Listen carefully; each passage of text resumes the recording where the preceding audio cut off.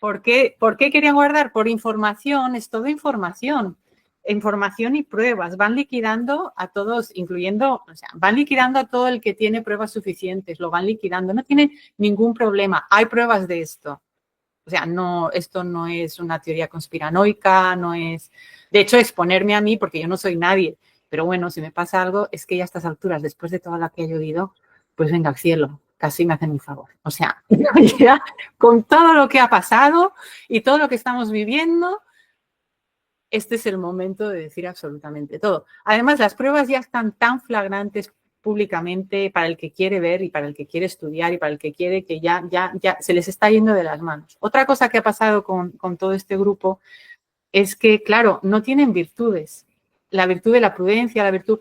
O sea, el demonio se va engrandeciendo y cuanto más poder va teniendo, más narcisista se va volviendo y más se lo cree y más se lo cree y más se lo cree y entonces va perdiendo el control, la virtud de la prudencia, la virtud de la templanza, la virtud de decir las cosas en su momento y cae en su propia trampa.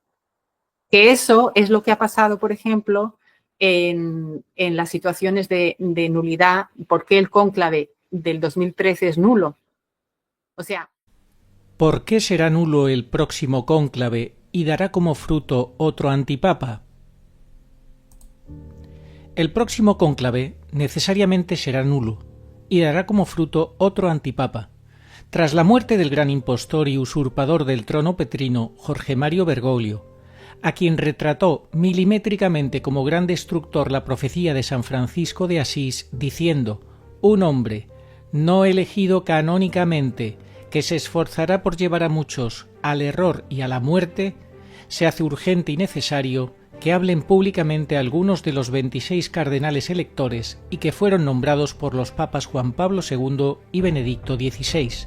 No pueden seguir mirando para otro lado cobardemente, no pueden abandonar por más tiempo a la Iglesia, no pueden acudir al próximo cónclave sabiendo que será nulo. La verdad no puede ser traicionada ni un minuto más, ni callada un día más. El falso pontificado del antipapa Francisco, donde él nombró a cardenales inválidos y que serán el 80% de los participantes del próximo cónclave, anula cualquier posible resultado. Además, para colmo de descaros, el número total de participantes superará los 120, que deberían ser el tope máximo según la Constitución Apostólica Universi Dominici Gregis, nueva irregularidad que tratan de justificar de cualquier manera, validando lo que saben que no será válido en modo alguno. Son una vergüenza quienes hacen todo esto, pues la verdad les da igual y fuerzan sus intereses que no son los de Cristo.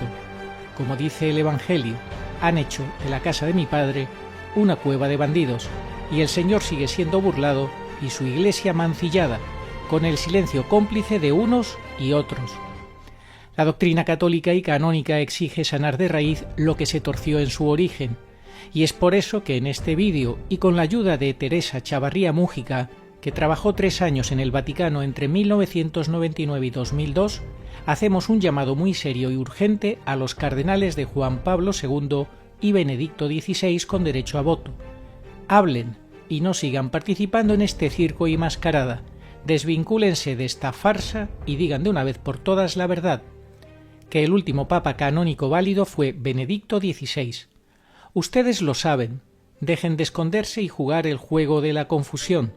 El juicio que les espera a todos los que sigan en esta mentira será terrible.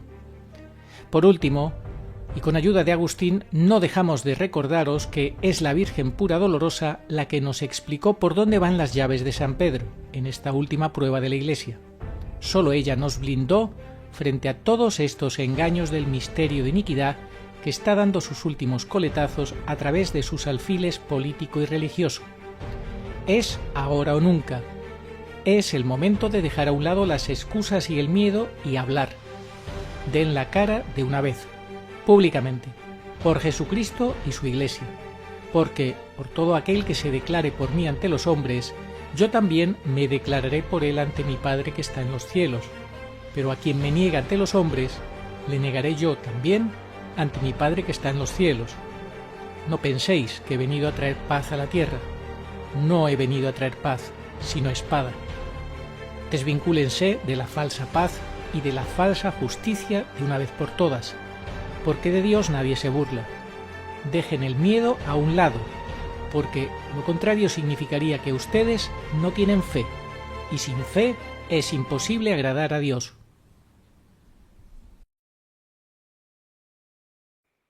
A tal punto que yo tuve ocasión de que Juan Pablo II hizo una carta al futuro en la que declaró, hizo una lista de cardenales antipapas, de lo que llamaba él los anticardenales, con estas palabras: he hecho una lista hoy con todos los anticardenales que quiero que se guarde en el archivo secreto para que conste en el futuro algún día que yo supe quiénes eran, pero no pude hacer nada. Esto yo sé que sucedió. Esta carta al futuro o lista, sé que está en el archivo secreto. Claro, no sé si es bueno decirlo porque a ver si alguien va a ir a buscarlo o si no lo han hecho ya y a destruir esa prueba. Pero esa sería la prueba básica y clave en la que lo más probable es que, bueno, lo más probable no, es que me juego el cuello a que Bergoglio está en esa lista porque sabemos que es masón, tenemos pruebas de ello. Entonces no hay vuelta de hoja. Hola Arturo, en este comentario que me has pedido relativo al cónclave que se va a celebrar, vamos a subrayar las ideas fundamentales que guardan relación con el papado.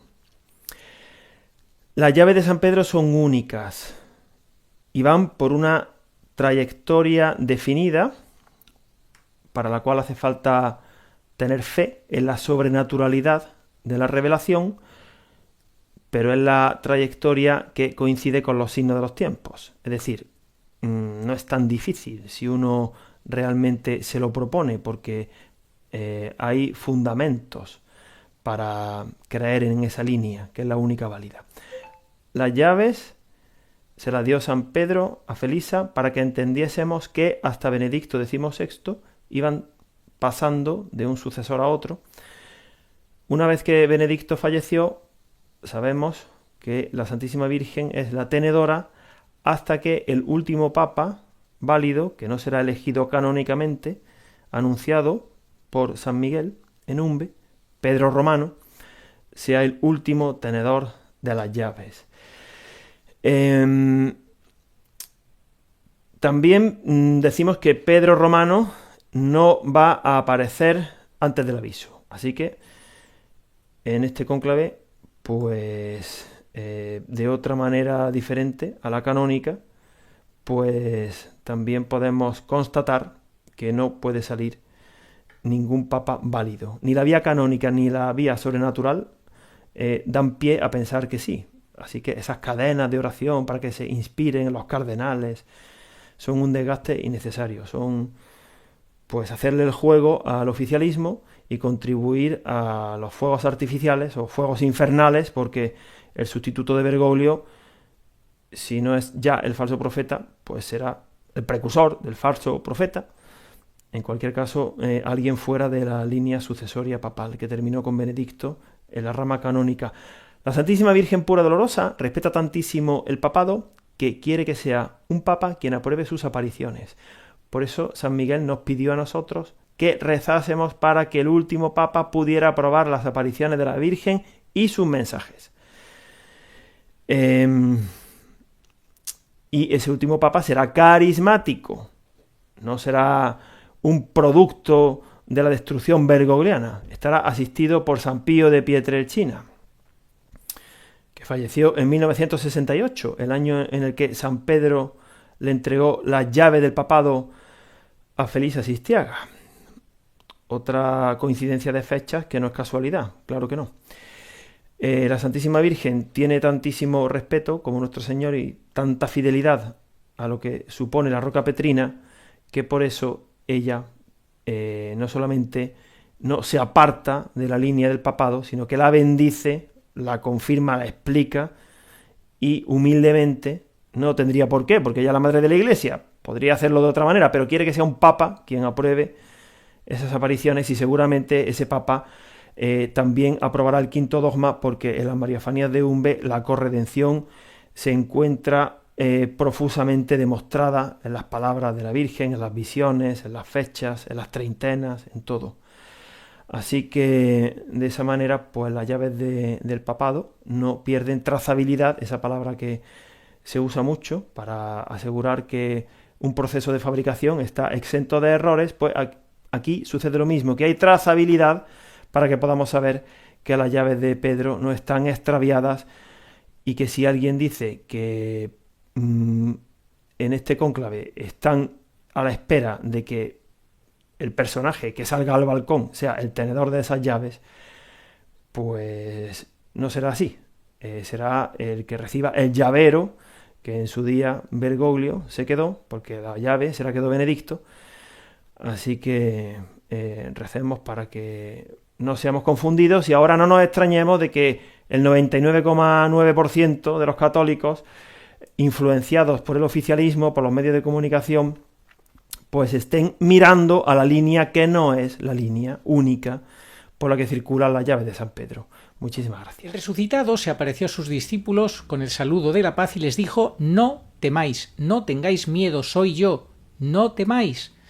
Este es el llamado insistente que nos hace nuestro Señor a que no temamos, a que no temamos. El santo temor de Dios como fruto del Espíritu Santo, sí, santo temor de Dios, pero el miedo a Dios, el miedo a la vida, el miedo al enemigo, no. El miedo a los acontecimientos que puedan ocurrir. Lo que yo digo es, si tienen miedo es que han perdido la fe. Eso es lo grave. Eso es lo grave. No entienden a quién tienen delante cada vez que consagran. No lo han comprendido. Ella les ha hecho un llamado en inglés, porque en Estados Unidos, si en España la situación o en Europa la situación es muy poco halagüeña, muy pocos sacerdotes se atreven a hablar, obispos ya ni digamos, en Estados Unidos la situación es peor, y ella hoy quiere hacer un llamado a los cardenales, 27 de los 135 que van a entrar el próximo 7 de mayo en este cónclave, que entendemos claramente que es nulo, porque van a participar un 80% de cardenales nombrados por Bergoglio, y eso hace que el cónclave sea nulo. Por eso, antes de que entren el próximo día 7, Teresa hace un llamado a los cardenales de Juan Pablo II y Benedicto XVI, 27 cardenales, 5 del Papa Juan Pablo II, con quien ella trabajó, creando el departamento de marketing. Lo creó ella y luego siguió su hermano trabajando en él. Ella quiere hacer un llamado a estos cardenales para que de una vez por todas hablen y dejen de pecar contra el Espíritu Santo en la mentira, admitiendo la mentira. Hablen y digan la verdad. Yo ya he posteado en mi canal de Instagram, lo he llamado en inglés, porque hay muy poca información de todo esto en inglés, llamado a los cardenales. He hecho 2 llamados y este sería el tercer llamado en español, aunque les hace falta en inglés. Y es: dado los atentados que ha habido continuos contra el Espíritu Santo, tienen que convocar una rueda de prensa y reparar públicamente, decir un mea culpa, permanecí en silencio, aparte de las reparaciones que tienen que hacer a nivel espiritual. Tienen que hacer una reparación pública ante el mundo entero y ante la Iglesia Católica Universal, diciendo: nos callamos cuando supimos que esto era un atentado contra el Espíritu Santo. Es como un padre de familia que calla ante el atentado o la violación que está sucediendo constantemente a sus hijos en su casa, en su propia casa. ¿Qué excusa pueden tener? Si hay alguien dentro de la casa que está violando a un niño inocente, ¿qué excusa puedes tener para estar callado? Han estado ultrajando nuestra iglesia públicamente y ellos se han callado. Sus opiniones a puerta cerrada, sus conclusiones políticas, no importa. Tiene que haber una reparación pública y ser mártires, porque probablemente por ahora eso tendrá consecuencias quizás no muy positivas, pero también hay que confiar en Dios. Y quiero decirles que se den cuenta del poder de valentía que va a dar eso a muchísima otra gente a dar la cara, y muchísima gente les apoyaría.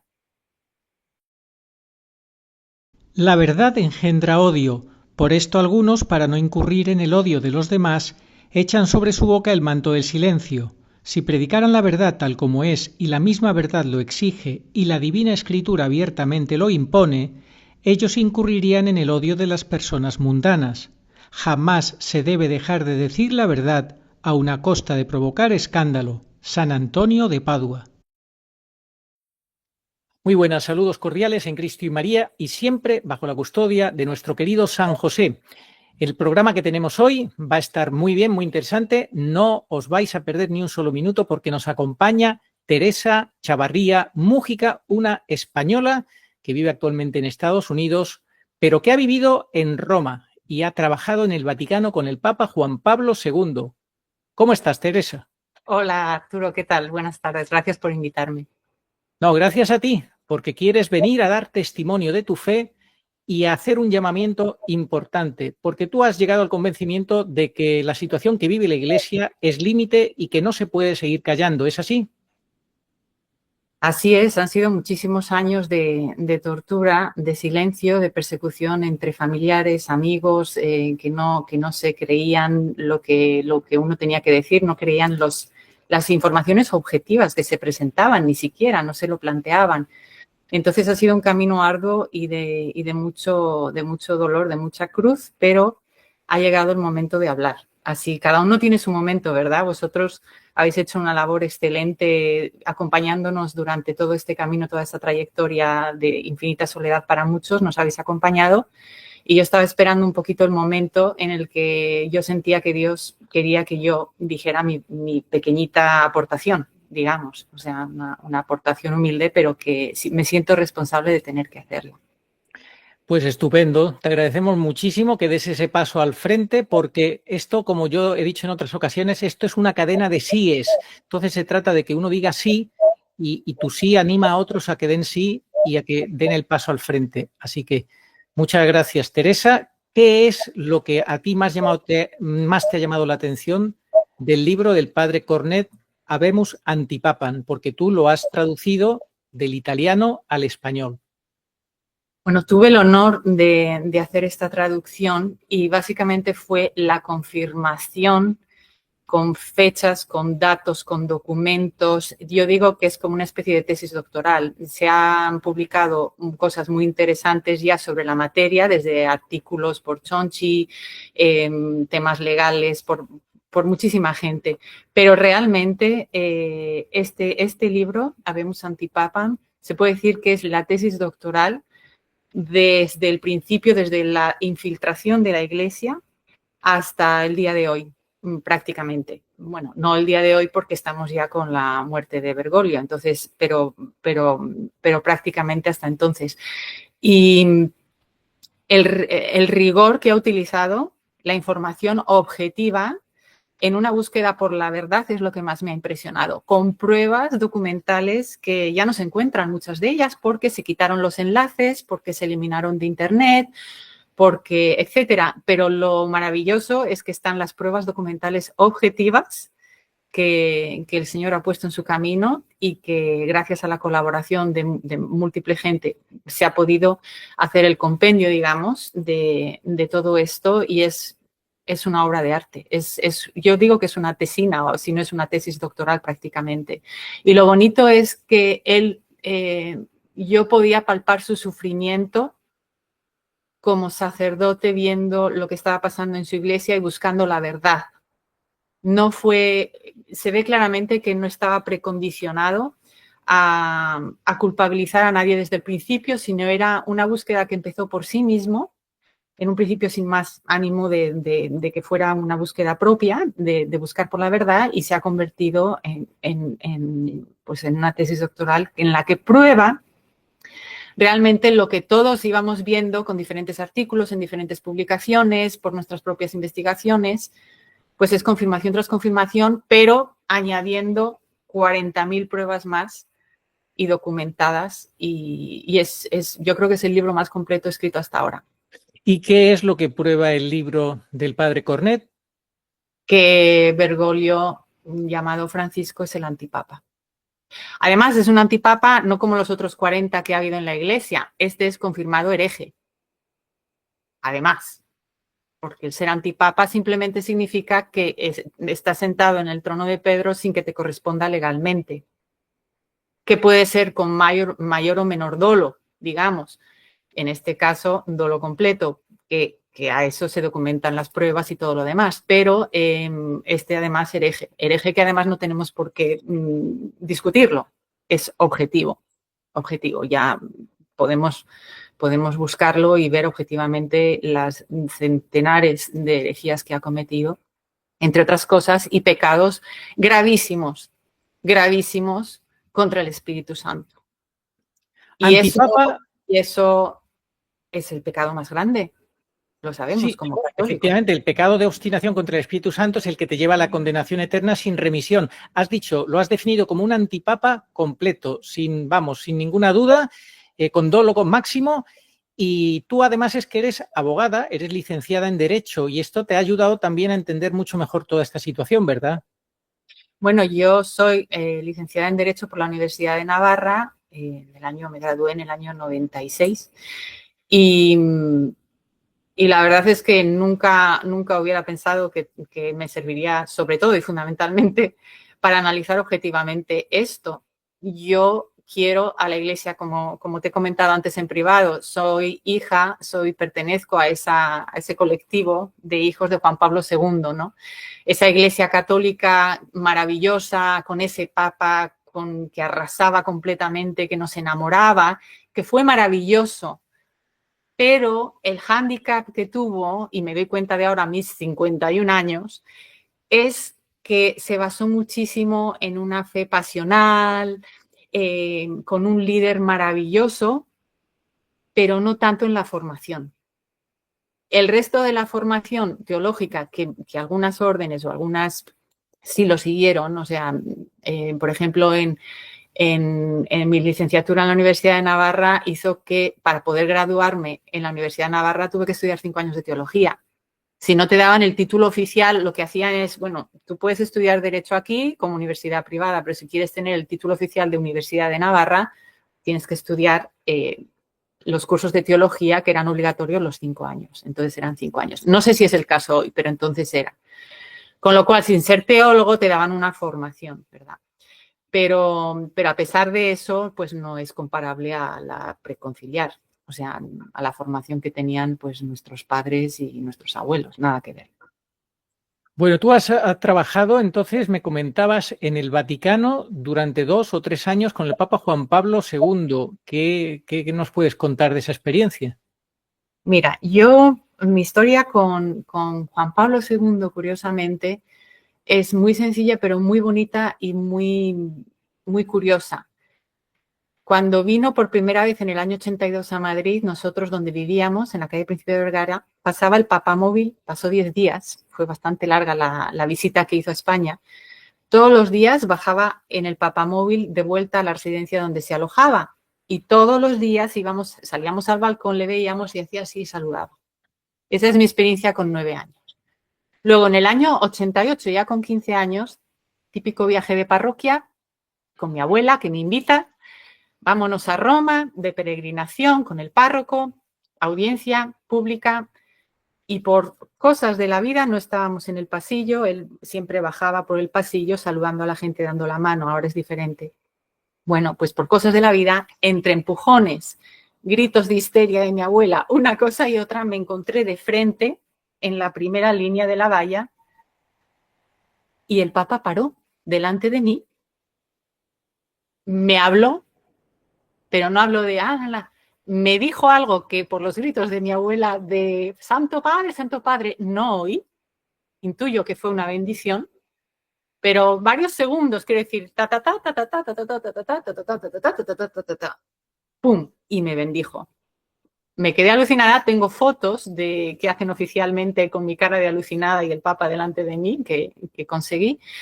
Y luego ya el destino quiere que vuelva a entrar en contacto con el Vaticano de forma casual en el año 99, cuando por motivos personales decido intentar ir a buscar trabajo a Roma, y se cruzan en mi camino una periodista que que es española, y bueno, tratando de contactar con gente española que trabajan en el Vatican Information Service, y por cosas de la vida conozco al director del Vatican Information Service, Miguel Castiví, gente maravillosa, que me presenta a Navarro Valls, el portavoz de la Santa Sede, entonces también maravilloso.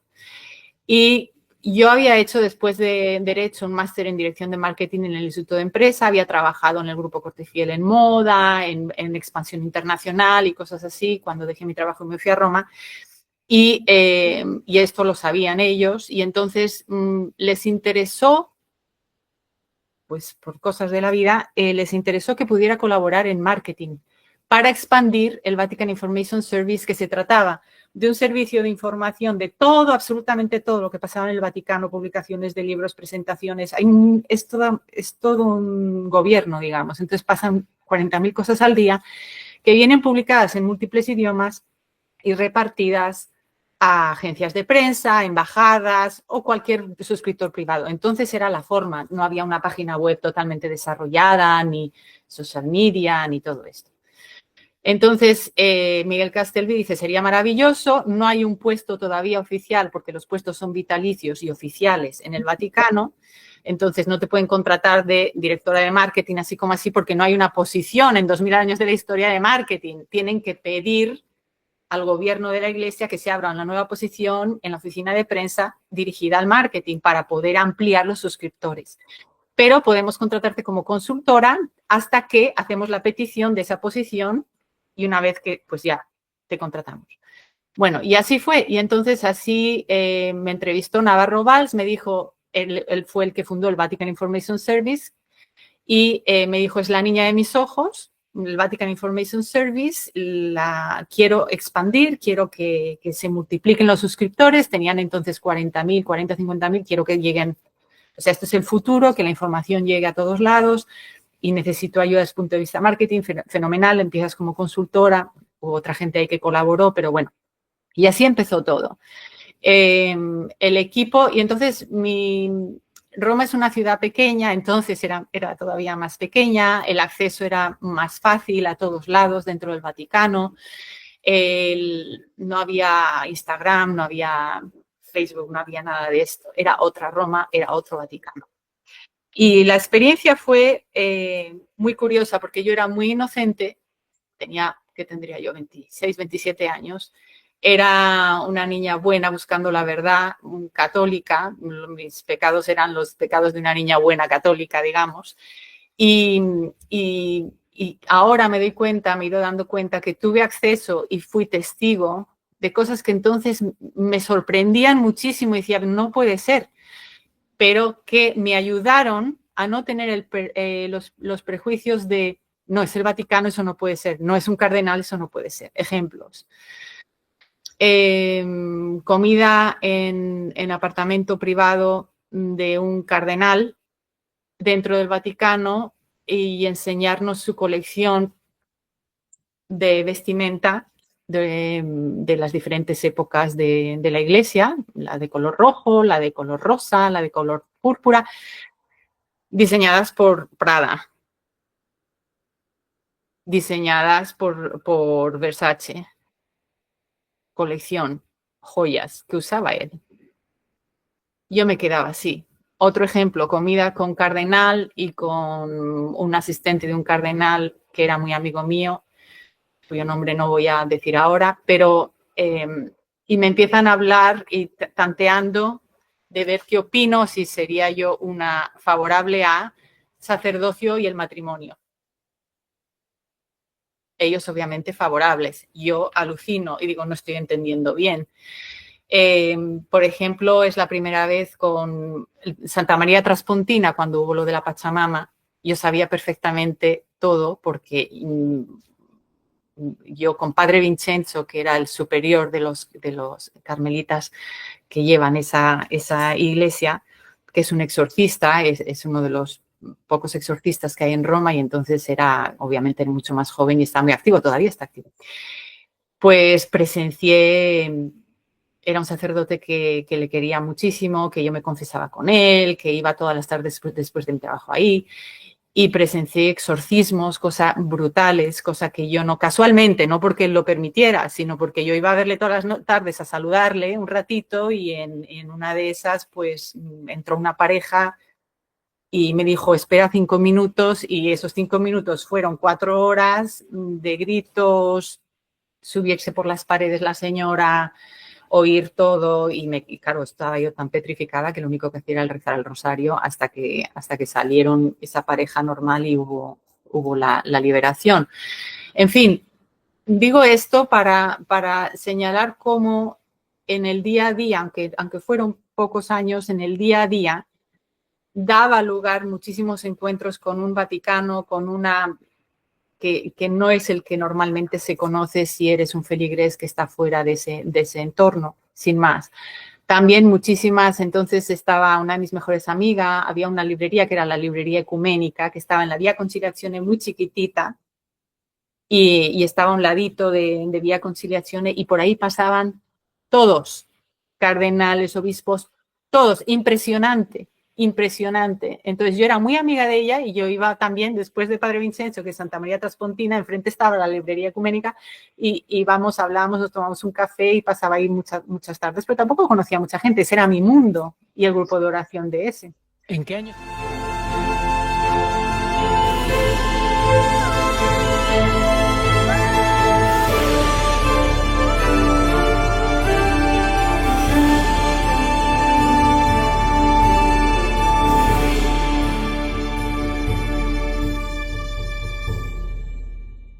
Misterios luminosos, año 2002. Y es que en los misterios luminosos el Papa Juan Pablo II quería ayudarnos a que entendiéramos que estábamos entrando ya en los tiempos parusíacos y teníamos que empezar a tener mentalidad parusíaca porque se acercaba la última prueba de la Iglesia que él recogió en el Catecismo, que firmó del año 93, el 675 habla de la última prueba de la Iglesia. No nos podíamos imaginar que íbamos a vivir nosotros esta última prueba. ¿Cómo lo ves?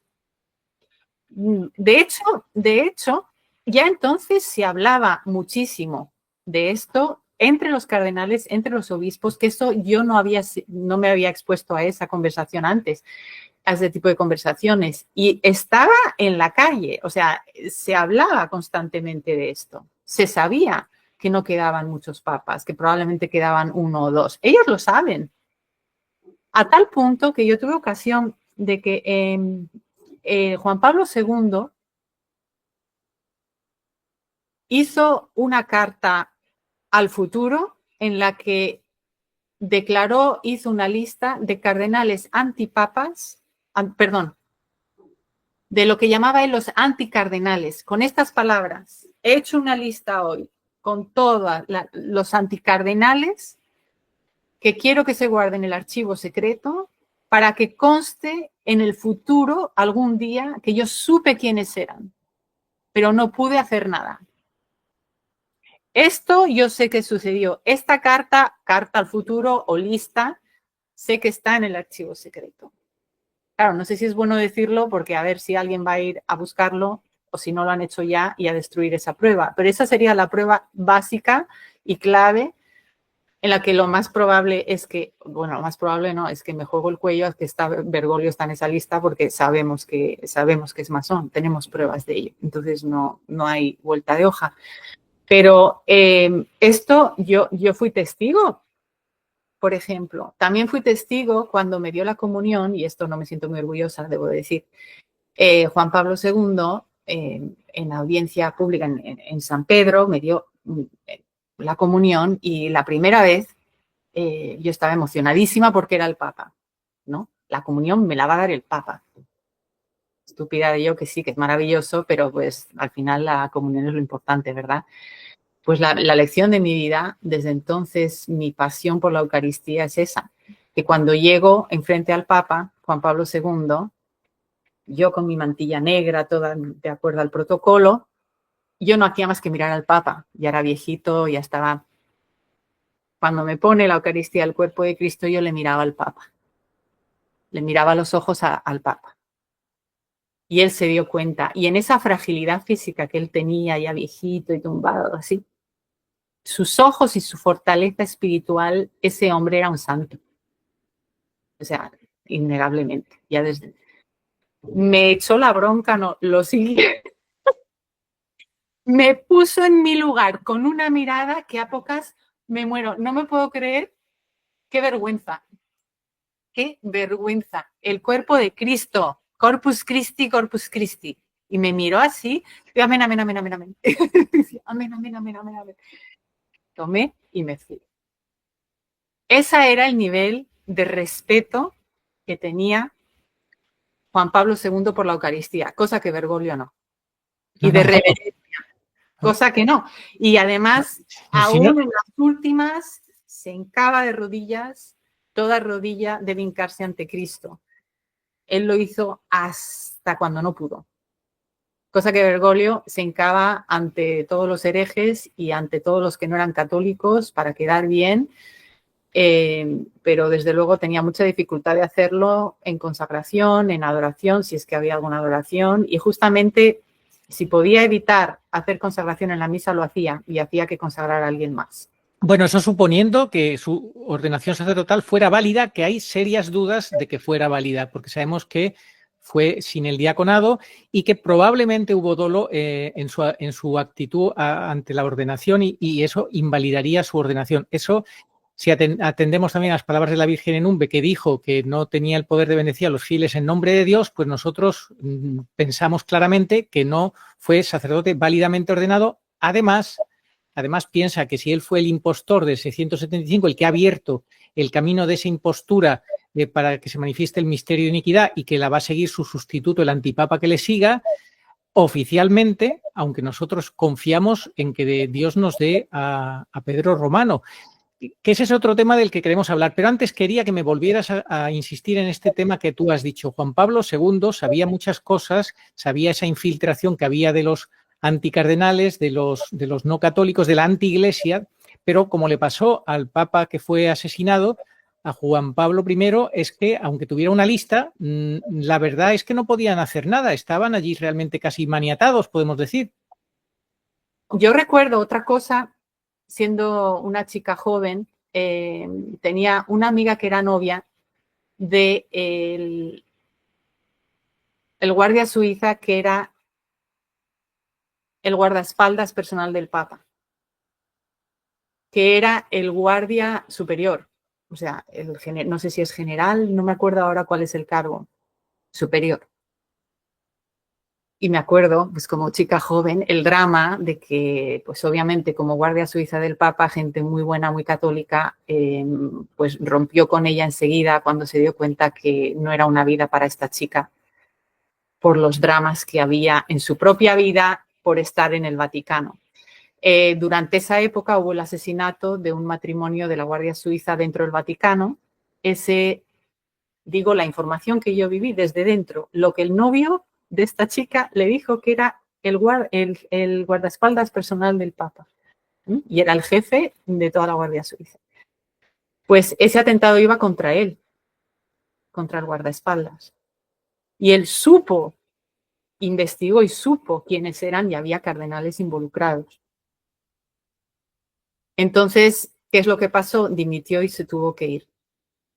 ¿Y por qué crees que querían matar al guardaespaldas? El corazón roto de mi amiga. ¿Por qué querían guardar? Por información, es todo información. Información y pruebas. Van liquidando a todos, van liquidando a todo el que tiene pruebas suficientes, lo van liquidando. No tiene ningún problema. Hay pruebas de esto. O sea, esto no es una teoría conspiranoica, no es... De hecho, exponerme a mí, porque yo no soy nadie, pero bueno, si me pasa algo, es que ya a estas alturas, después de toda la que he llovido, pues venga al cielo, casi me hacen un favor. O sea, ya con todo lo que ha pasado y todo lo que estamos viviendo, este es el momento de decir absolutamente todo. Además, las pruebas ya están tan flagrantes públicamente para el que quiere ver y para el que quiere estudiar y para el que quiere que ya se les está yendo de las manos. Otra cosa que ha pasado con todo este grupo es que, claro, no tienen virtudes. La virtud de la prudencia, o sea, el demonio se va engrandeciendo y cuanto más poder va teniendo, más narcisista se va volviendo y más se lo cree y más se lo cree y más se lo cree, y entonces va perdiendo el control, la virtud de la prudencia, la virtud de la templanza, la virtud de decir las cosas en su momento, y cae en su propia trampa. Que eso es lo que ha pasado, por ejemplo, en las situaciones de nulidad, por qué el cónclave del 2013 es nulo. O sea, por todos lados, o sea, es nulo, y me gustaría decir esto porque hay mucha gente que todavía no lo entiende o se cree que es teoría conspiranoica, lo pueden ver. No, eso por supuesto, así que me parece estupendo, no tienes ninguna duda, hay muchísimas pruebas que confirman y demuestran que el cónclave que eligió a Bergoglio fue absolutamente nulo y tú nos las vas a explicar brevemente. De una forma muy resumida. Para mí, o sea, hay 3 razones. Para mí no, o sea, las que son, pero como yo lo estoy resumiendo rápidamente para que la gente entienda. Uno es falsificación de renuncia, no fue una renuncia y ahora explicaré por qué. 2, convocatura del cónclave inválida y votación inválida. O sea, estas son las 3 cosas básicas. Luego ya lo demás, herejías, que no es sacerdote, hay pruebas de ello y son violaciones de otros cánones. Entonces, a más y a más, que añaden a este caso, digamos. Esto está muy claro, lo han explicado además estos sacerdotes, Giorgio María Faré, el padre Francisco José Vergara, el padre Cornet, está el libro Habemus Antipapam, que tú has leído y te ha confirmado todo lo que ya sabías, y tienes ya las ideas clarísimas. Entonces, ahora, ¿en qué momento crees que estamos, un poco antes de que se inicie el nuevo cónclave? ¿En qué crees tú que es lo que toca ahora? Yo lo más urgente es que los cardenales de Juan Pablo II y Benedicto XVI, que son los legalmente oficiales y válidos, que son los electores, que tengan edad de voto y que sean llamados al cónclave. Yo ya he posteado en mi canal de Instagram, lo he llamado en inglés, porque hay muy poca información de todo esto en inglés, llamado a los cardenales. He hecho 2 llamados y este sería el tercer llamado en español, aunque les hace falta en inglés. Y es, dado los atentados que ha habido continuos contra el Espíritu Santo, tienen que convocar una rueda de prensa y reparar públicamente, decir un mea culpa, permanecí en silencio, aparte de las reparaciones que tienen que hacer a nivel espiritual. Tienen que hacer una reparación pública ante el mundo entero y ante la Iglesia Católica Universal, diciendo, nos callamos cuando supimos que esto era un atentado contra el Espíritu Santo. Es como un padre de familia que calla ante el atentado o la violación que está sucediendo constantemente a sus hijos, en su casa, en su propia casa. ¿Qué excusa pueden tener? Si hay alguien dentro de la casa que está violando a un niño inocente, ¿qué excusa puedes tener para estar callado? Han estado ultrajando nuestra iglesia públicamente y ellos se han callado. Sus opiniones a puerta cerrada, sus conclusiones políticas, no importa. Tiene que haber una reparación pública. Y ser mártires, porque probablemente por ahora eso tendrá consecuencias quizás no muy positivas, pero también hay que confiar en Dios. Y quiero decirles que se den cuenta del poder de valentía que va a dar eso a muchísima otra gente a dar la cara, y muchísima gente les apoyaría. No estarían solos, muchísima, porque hay muchísima gente que está de acuerdo con ellos, pero tiene miedo a hablar. Porque si ya hablando uno en su pequeño círculo es atacado, bueno, pues ya a nivel público entiendo que es terrible. ¿Cómo es posible? Y con la excusa de la prudencia y de no atacar, que es peor atacar a nuestra madre iglesia, porque claro, hay que ser prudentes. No, a estas alturas no hay que callar. A estas alturas yo temo más a Dios, que yo no soy nadie, absolutamente nadie. Hay gente mucho más importante que ha hecho cosas mucho más importantes como feligrés y como laico y como todo en el Vaticano, pero estoy dando la cara y estoy diciendo las cosas que sé que son verdad. Así es, Teresa, muy bien dicho. El llamado es claro, señores cardenales del Papa Juan Pablo II y Benedicto XVI, ustedes que saben la verdad, y si alguno que la ha nombrado Bergoglio, que sea falso cardenal, no importa, pero den la cara también, todos, especialmente los de Juan Pablo II y Benedicto XVI. no se puede seguir callando. No es tolerable.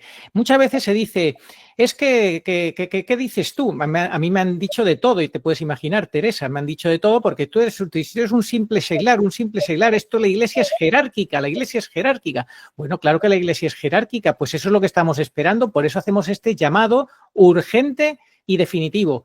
Se están jugando la salvación eterna. Señores cardenales, van camino, en estos momentos, objetivamente hablando, van camino del infierno, que lo sepan. En estos momentos, si ustedes se mueren en silencio y sin dar la cara por nuestro Señor, lo dice el Evangelio. Todo aquel que se declare por mí, yo me declararé por él ante el Padre. Pero el que me niegue delante de los hombres, yo lo negaré delante de mi Padre. Así que es el momento de no negar más la verdad, porque Jesucristo es la verdad. Y ustedes saben cuál es la verdad.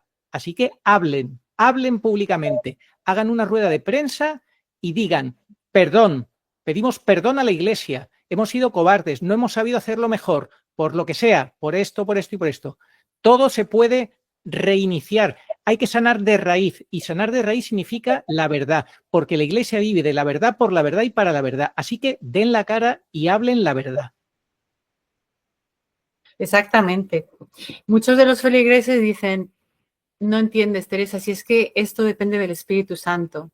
Y lo dicen con toda la mejor intención, y es cierto, todo depende del Espíritu Santo, pero es que el pecado y agravio que ha habido contra el Espíritu Santo, el que esperamos que ahora venga aquí como si tal cosa sobre anticardenales en un cónclave que es falso, si la parabólica está rota, aunque la señal quiera llegar, no llega. Entonces, una forma de que llegue, por lo menos algunos, sería hacer un acto de reparación pública, de lamentar públicamente, decir mea culpa. Eso haría que la parabólica se arregle y el Espíritu Santo diga, venga, va, aunque sea por unos pocos, porque no necesito que todos, pero por unos pocos fieles, el Espíritu se mueve.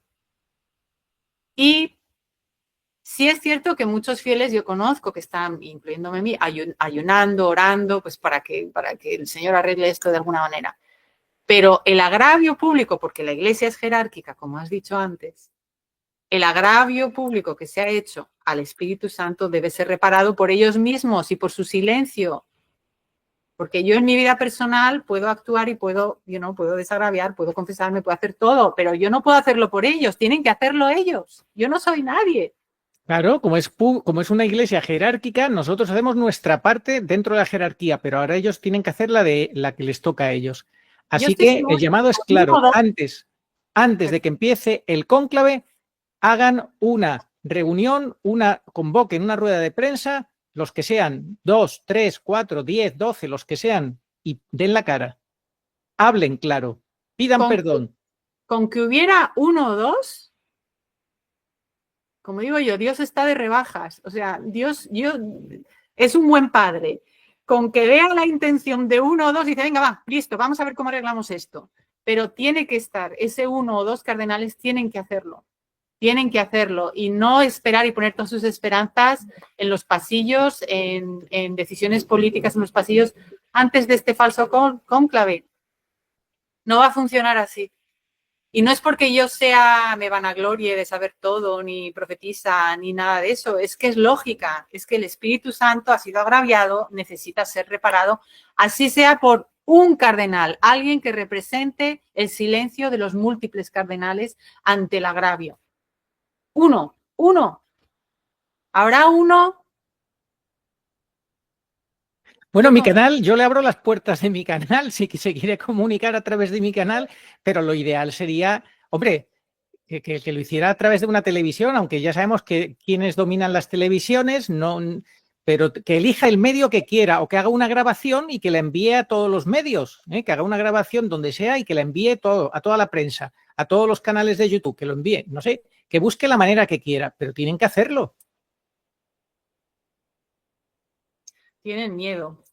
Tienen miedo, me dices. Esto lo decía el vaticanista, un inglés, no me acuerdo el nombre, pero lo dijo hace años, yo lo escuché, lo leí. Es que están muertos de miedo, pero es que eso no sirve.